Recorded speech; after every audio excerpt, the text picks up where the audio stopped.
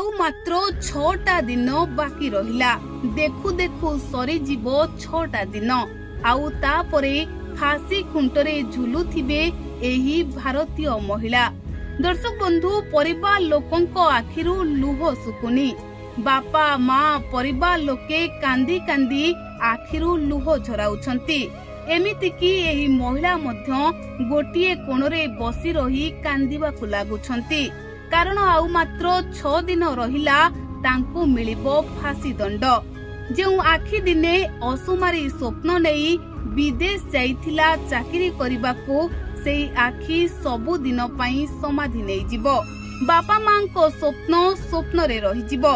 Nurse रु सेबे झुलिबे फांसी खुंटरे। दर्शक बंधु, कहिबाकु गले समय सरी सरी आसुछि, मृत्युर समय पाखै आसुछि।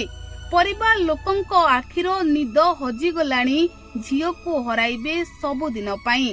आउ मात्र 6टा दिन परे फांसी खुंटरे झुलिबे एही भारतीय महिला।